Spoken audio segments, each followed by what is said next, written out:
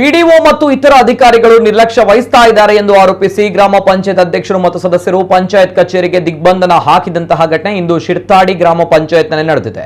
Shirthady PDO Manjula ಹೊನಗುಂದ ಅವರು ಪಂಚಾಯತ್ ಅಧ್ಯಕ್ಷರ ಗಮನಕ್ಕೆ ತಾರದೆ ಮನ ಬಂದಂತೆ ರಜೆ ಹಾಕ್ತಾ ಇದ್ದು, ಇದರಿಂದ ಪಂಚಾಯತ್ ವ್ಯಾಪ್ತಿಯಲ್ಲಿ ಆಗಲೇಬೇಕಾದಂತಹ ಯಾವುದೇ ಅಭಿವೃದ್ಧಿ ಕೆಲಸಗಳು ನಡೀತಾ ಇಲ್ಲ.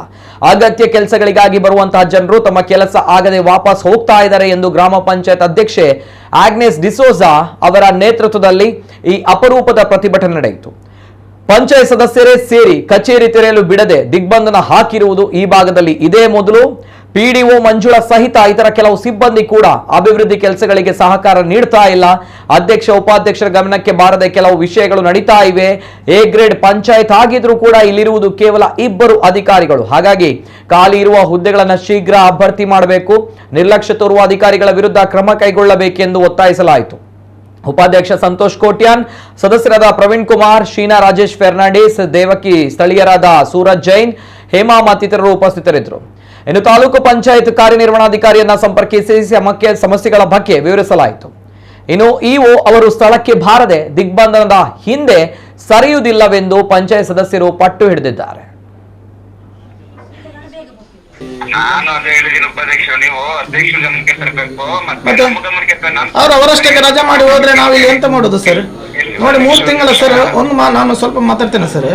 3-4 ತಿಂಗಳಿಂದ ನೈಲಾನ್ ಬಾಕಿ ಉಂಟು ಸರ್. ಇಲ್ಲ, ನನಗೆ ಎಲ್ಲ ಅರ್ಥ ಆಗಿದೆ. ನಮ್ಗೆ ಎಲ್ಲ ಹೇಳಿದ್ದಾರೆ, ವಿಷಯ ಹೇಳಿದ್ದಾರೆ, ಏನು ಸಮಸ್ಯೆ ಆಗಿದೆ ಅಂತ ಹೇಳಿ ನಮ್ಗೆ ವಿಷಯ ಮನವರಿಕೆ ಆಗಿದೆ. ಮತ್ತೆ ನಾವು ಹೊಸಬೈತೇನೆ, 1 ವಾರ ಆಗಿದೆ ಅಷ್ಟೇ ಸರ್.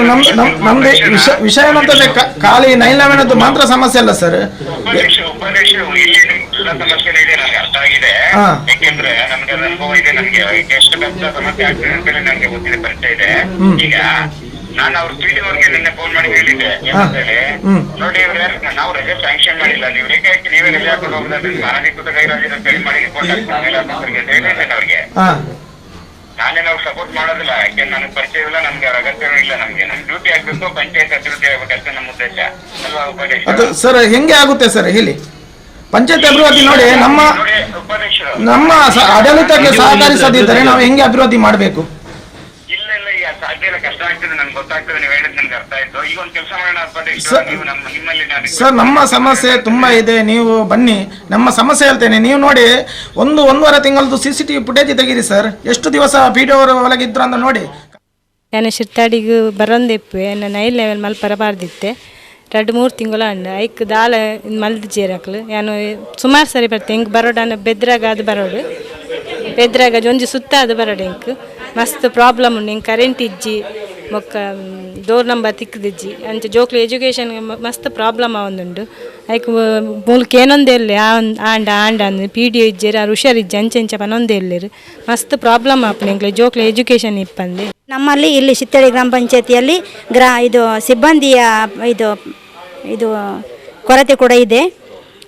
ಆದರೂ ಕೊರತೆ ಇದ್ದರೂ ಕೂಡ ಇವರಿಗೆ ಗೊತ್ತಿದೆ, ಅಧಿಕಾರಿಯವರಿಗೆ ಗೊತ್ತಿದ್ದು ಕೂಡ ಯಾವುದೇ ನಮ್ಮ ಗಮನಕ್ಕೆ ಕೊಡದೆ ಅವರು ರಜೆ ಹಾಕಿದ್ದಾರೆ.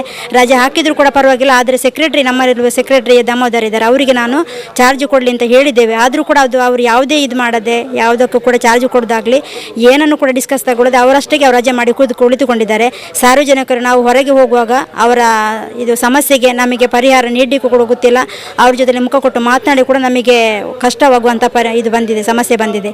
ಇದಕ್ಕೆ ಹೇಗಾದರೂ ಮಾಡಿ ನಮಗೆ ಪರಿಹಾರ ಕೊಡಬೇಕು ಅಂತ ಹೇಳಿ ಇವತ್ತು ನಾವು ಶಿರ್ತಾಡಿ ಗ್ರಾಮ ಪಂಚಾಯತಿಯ ಮುಂದೆ ನಾವು ಪ್ರತಿಭಟನೆ ಮಾಡಿ ಕುಳಿತುಕೊಂಡಿದ್ದೇವೆ.